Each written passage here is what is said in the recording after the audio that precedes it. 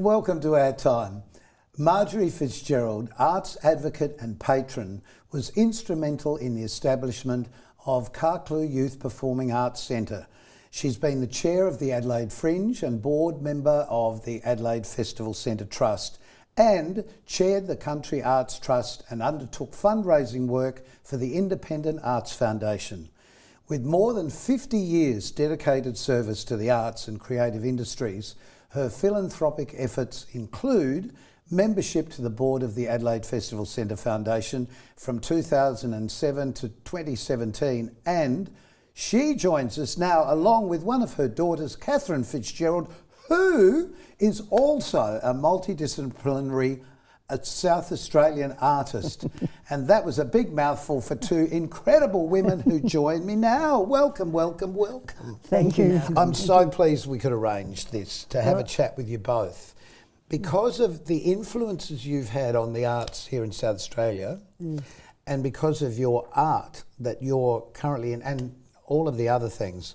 So we made a very important decision. We've decided that what we're going to do is do 2 episodes of our time with you. This one we're going to talk about you. The next one we're going to talk about you, because there is so much to talk about. And of course, when you're talking about me and my projects, they're inspired by Mum, so it's and absolutely... that becomes very obvious once we unravel things a little bit. You don't mind me calling you Marjorie, do you? My name is Marjorie, and I've used it for a long time, and everyone calls me that. And how long would that be? I'm not going to ask you your age. How long would they have called you Marjorie? Oh, approximately 94 years. Amazing. And you're still working. Yes. You're still doing the most incredible things. Yes, I live on my own, and I do all sorts of things. Whenever I'm called for doing it, yes, I can do that. Why not? Well, reading up about you, the thing that really impressed me was you saying, you know, I've had a good life, I want to give back. Yeah, oh, yes. So where did this start? Was it inspired by your mum or...? Well, no, actually it was inspired by me lying in bed once, looking out over my feet at the Gulf when I was in hospital. Okay. And I had a very sickly childhood.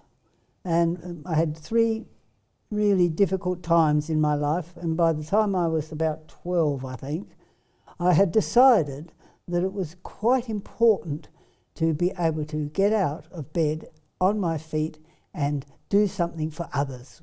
When I go home, I'm going to sweep the floor for Mum. And all these sorts Was that because they were looking after you? I was in there for 6 months at a time. Oh, and I didn't remember my brothers and sisters when I got home. Really? Because I was away for so often, because 3 times I was away from home in 6 months. I'm just going to say, Mum, when you were in hospital, it's not just, I was in hospital. She was strapped to a bed, unable to move. Oh, yes, because I had heart trouble. And, really? And there was no medical way of fixing you except to lie flat. And so yes, that was you learned quite to lie, the solution, wasn't it? You just had to lie flat and eat on an angle and have a little tripod on your chest, and you did your schoolwork like that, but you were strapped. How old were you then? About 12 or 10 or 12 or something like that, wasn't it? Yeah. About that. Yeah. Incredible. So that was when I had heart trouble. Before I had tuberculosis. That was when I was 7. Oh, that was before? Yeah, that was 6 months before, and I was in the Mount Lofty Convalescent Home for 6 months. Goodness. So, you know... It's a long time to be away from family. It is, yes. And you come home into a large family with, you know, and I just thought... Well, did you have a large family? No, not your family, but your my mother and siblings. father. Yep. Yes, I'm number 8 of 12. 6 sons and 6 daughters, Mum had. Oh, gosh. How did she look after everybody? She must have been exhausted. We all pitched in, you know. Do you think that's where your desire to help others and do what you've done in your life came from? I think absolutely. From the pitching in with your brothers and sisters? Surely it must, because especially having been away from them, whereas I was the only one, I was a bit different because I had been away so much because I've been sick. So when I got home, I was sort of treated a little bit fragilely.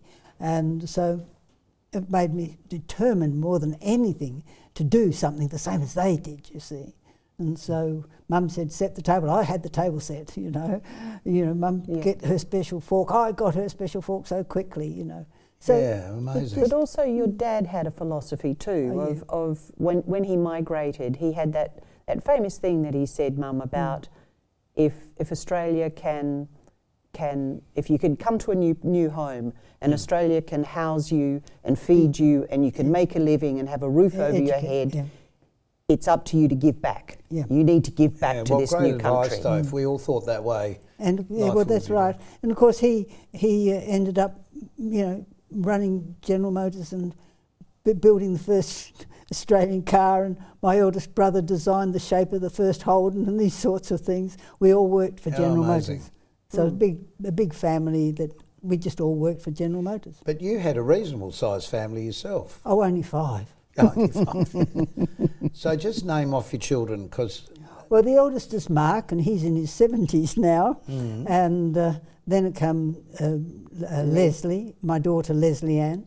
And then there was Lewis John. He's one of the... Who's a famous actor. Oh, well, he's an actor, whether he's famous or not. Well, he is. He's been in some... Yes, he's been in some pretty good... His first was Breaker Moran. Yes, some films that have really personified Australia. That's right, yes. And he now lectures in film and media. And he lectures with the university up in the north coast. Macquarie. Macquarie, yep.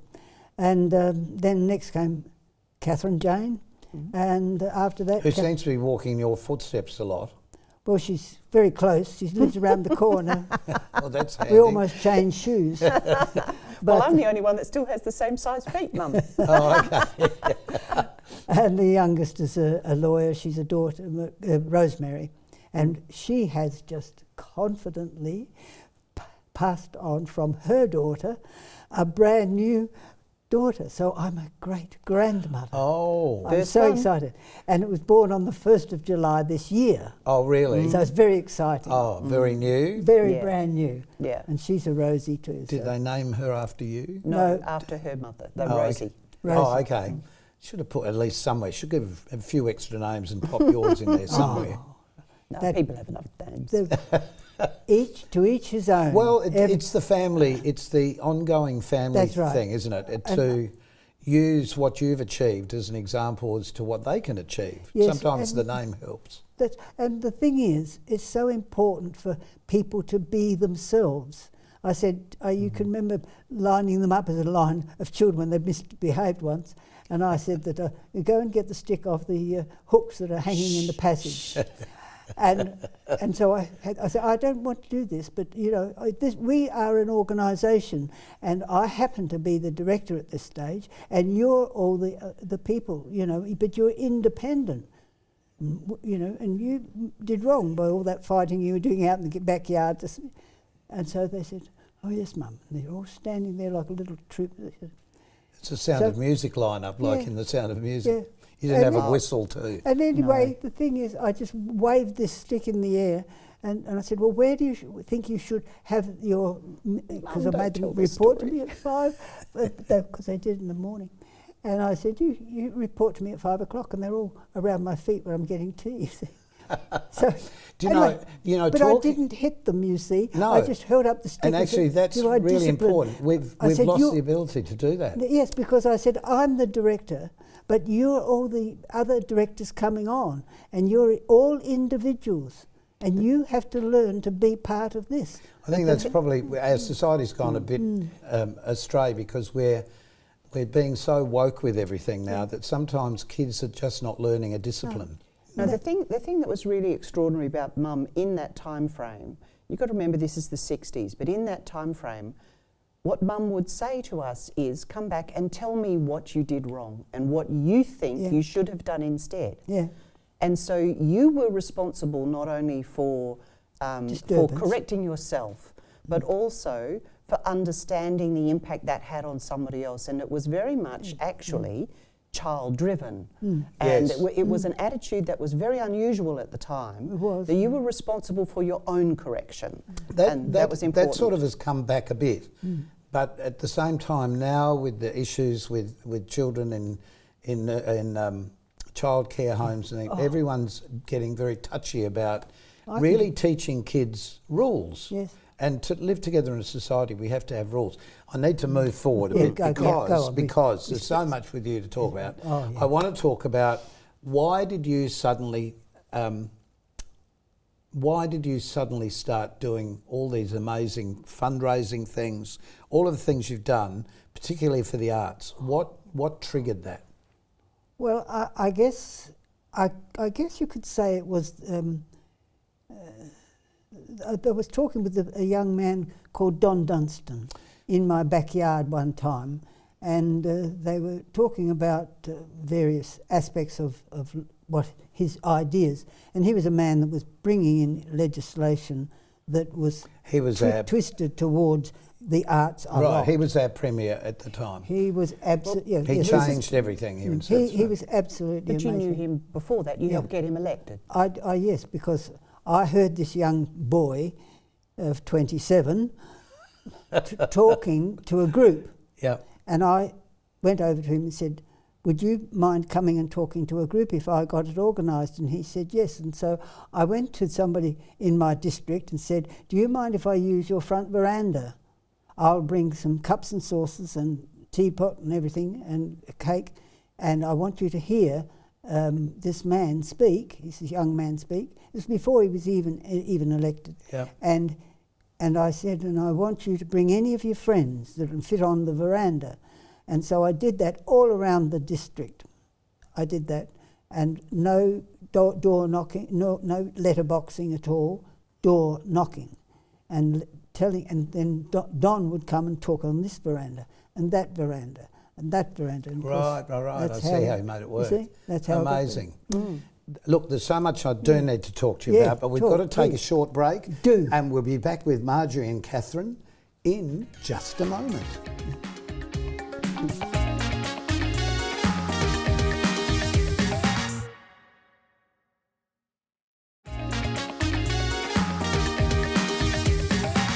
My guests on this episode of Our Time are Marjorie and Catherine Fitzgerald.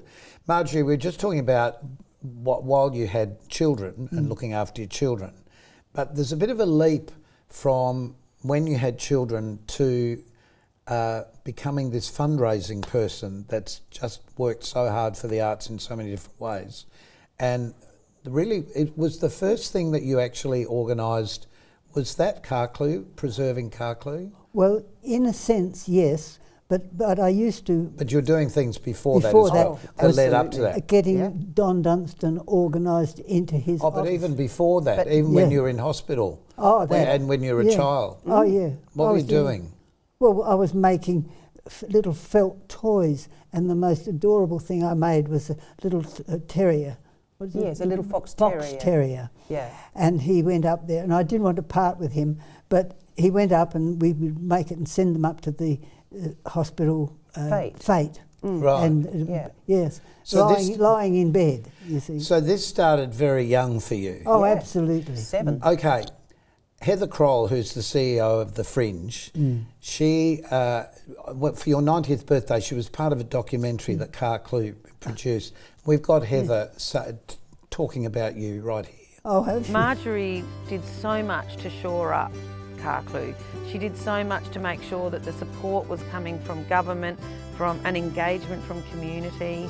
Shoring up the financial status of arts organisations is a real specialty of Marjorie's. She understands that the arts, it is about the creative force, but it's also about the pragmatic sort of management of the books and making sure the books balance and making sure enough tickets are sold so that enough money's coming in, and there's also some government money and there's some corporate sponsorship. She was doing all that a long time before many other organisations.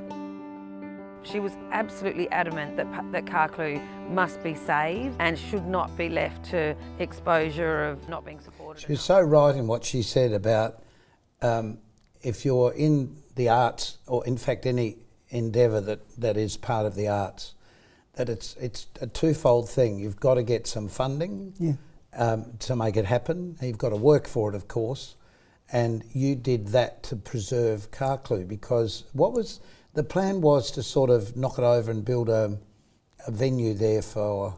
It was going to be the Festival Theatre. Yes. Oh, on the top of the hill. Yeah. Okay, for all the people in Melbourne, just above the Adelaide Oval here in South Australia, there's a lovely old mansion that you saw a couple of shots there, that at the time was sort of starting to fall into a bit of rack and ruin, wasn't it? Very much so. And who was the person that went in and actually cleaned it? Me. I know. And the kids. And the kids. And the family, the rest of the We family. painted it and cleaned it up. Do you remember doing that? Oh, absolutely, yeah. And then- I even planted clouds on Carclew's ceiling. I think they were certainly washed off after, whited out afterwards. But yes, I remember so well because I rehearsed there a lot with the Bunyip Children's Theatre. Yeah. And that's sort of, it's a bit of a round circle. So there was a children's theatre company called Bunyip, and they were using the space because nobody was. Well, they were just using it for rehearsal. Yes, And then but they were concentrating on their performances in their school that they were running. Yes. But they weren't necessarily concentrating on preserving the building. No. So how did it, now, Well- we just talked about Don Dunstan before and how you organised to basically help him to become the Premier, actually. And we did that for all of his public life. Right. yeah. And he was such a huge influence on the arts in South Australia. Absolutely. Changed everything. We wouldn't have the festival centre really if it wasn't for what he set up. But with all of that, so you cleaned everything up, you managed to get the government to seriously consider looking after it. But how did you do that? Well, I took, in those days you didn't have to have a security for your children in a car, and I had a big old Buick straight 8, and I piled all these children into the car, and my friend who wanted me to take them over to Carclew because she'd heard about these children being auditioned for one of the Bunyip Theatre's shows. So that's how it came about. I took these children out, and of course all the mothers leaving their children and driving off. Well, not me. I tipped the children out to be organised, said, now behave yourself and do what you're told. And I sat in the corner and watched what was going on. Well, I was extremely impressed with Marie's work. And so I went up to her afterwards. I said, look, you have just such a talent with the children. I said, you should start a youth performing arts centre. And she said, I haven't got time, you do it. I said, oh, all right. So you did? Yeah. So I did. But the thing that was really extraordinary about that actually was the reason she took us in the first place. Yeah. She had a bunch of shy kids. Yes. And we didn't really know how to express ourselves. We were very shy in public. And she knew that the arts had a way of giving children a voice. Right. And so she saw Marie Tomasetti bring out a little something in these very shy kids. And she understood the importance of being able to speak up for yourself and how important the arts was in giving children a voice. Right. And that's what was really motivating for me. I should explain that Marie Tomasetti and her husband Tony Roberts, they had an organisation called the Bunyip Children's Theatre. They ran classes and they did school tours and they did school holiday productions. That's right. And I know all that because I was part of it. So I was actually around at the same time as you were doing this. Yeah, well, that's right. So what I ended up doing was having a carnival in Carclew, and I ended up going, and the last... Jay Walters. Jay Walton. Yeah, from She used to run a daytime morning program. That's here. right. And she invited me to just go onto her show one day, and I invited anybody to come to my home that were willing to bake a cake, and I would give them the sugar and the flour and the butter. Which and Mum all had organised to get donated. I was about to say that. Sorry, Mum. But that's all right. I went to She'll CSR. get the stick out, watch out. And I got that from the CSR, and I got the flour from all the various mills, and I had the bags of it there, and I said, come to my home and I will give you enough for what do you want to make? You want to make biscuits? Right, you can do that a week before. If you're baking a cake, I want you to do it the night before because I want it nice and fresh, you see. So, and these women came and took the stuff, and it was great. So it was the biggest bake sale you've ever seen. I can't believe That's it. how we funded Carclew. Was the biggest bake sale ever. We ended up having these women bring all this stuff back to Carclew. In the meantime, I had met a chap who was a owner of a business that has canvases and tents, and I said to him, look, could you do this, because I've putting something on in Carclew, this old place up the hill there, and I want a bit of a thing like this to show to people, putting the people that make jewellery and people that make all the, and I've got all these groups around me, and I said, if you come and put up your tent, you can sell your goods there, but all I ask from you is 10% of your take. So I got 10% from everyone. So this is you being very clever, realising you've got to have that with that. That's right. Got to have the yin and the yang together. That's right. But it was mobilising the community, because if you baked a cake, you came to the fundraiser. Absolutely.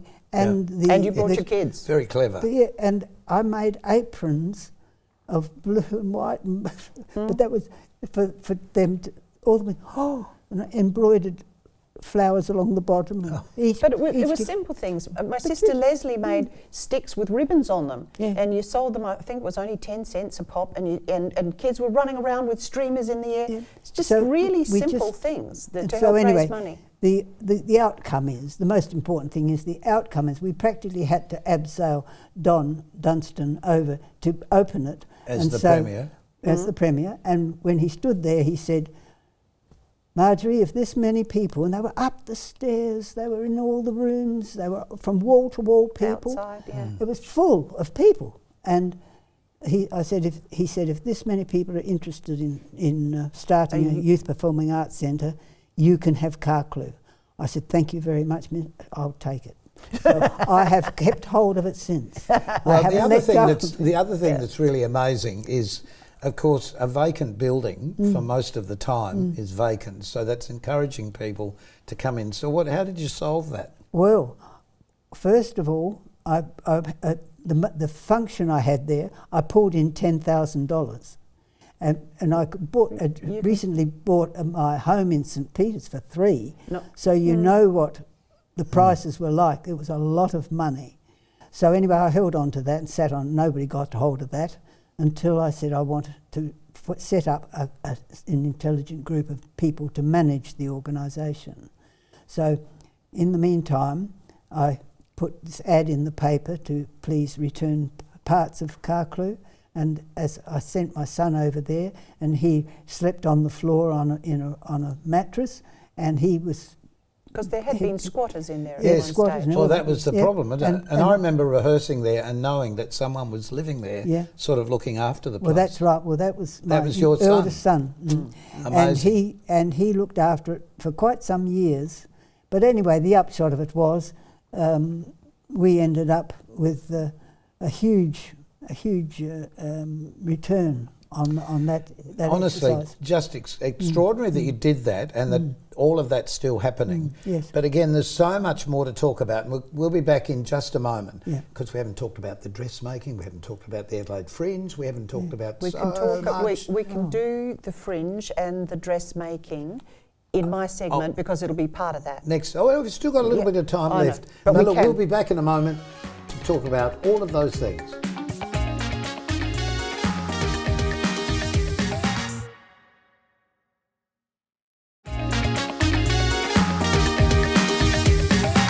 We've been talking with Marjorie and Catherine Fitzgerald. Marjorie, we've got a photograph here. You've been known for a long time as the godmother or the mother of the Adelaide Fringe, which is quite extraordinary. Here's a photo. In the top of the photo, we think this was at your 90th birthday. Possibly. What was the special occasion? Well, I think that could have been, Mum, when they named the boardroom of Carclew after you. Yes. I think that could have been that. Yeah. The photo at the bottom on the left is that of you and your mum. Yes, oh well, that's right. I need to tell you that. I'm sure you know who your mum was. Yes, that's when I was in the mayoralty. Yes. First we haven't even talked about the fact you're a mayor, but we will. First female mayor of St. Peter's. There you are. And in the other photograph there, you're with Frank. Oh well, Frank, of course. That was just the most wonderful time. He is the father of the Fringe. He had this idea of getting something going in the arts. It's very loose at that time of my life, and he just said, "Would you come on my committee?" So I did.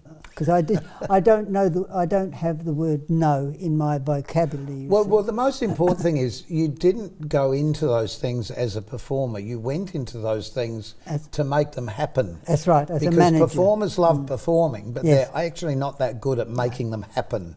Well, Frank was the ideas man, but he couldn't organise finance and in the same way. Yep. He could do his own finance, but you know, I so understand. When he just retired from it, and I think probably that was a moment. That photo. He said to me, "Would you take over the reins?" And I said, "Oh well, yes, of course." That was back in the 80s. Back in Look, the 80s. there's so much more about talking about what you took over. Yeah. That we've decided Yeah. that we're going to make another program. So next time on our time, we'll be talking to Marjorie about things we haven't, like the dressmaking. But we'll also be talking with her daughter Catherine, who is also an amazing arts practitioner with so many other strings to her bow, just like her mum. And if you've missed any of our programs, you can always watch them on Catch Up with CTV Plus, the new platform for community television, and you can look at past episodes of Our Time on YouTube, and there are the addresses for both. So until next time on Our Time, thank you so much, but you're not going anywhere because we're going to stay and keep chatting. Our pleasure. And we'll see you next time, so please keep yourself nice till then. Bye.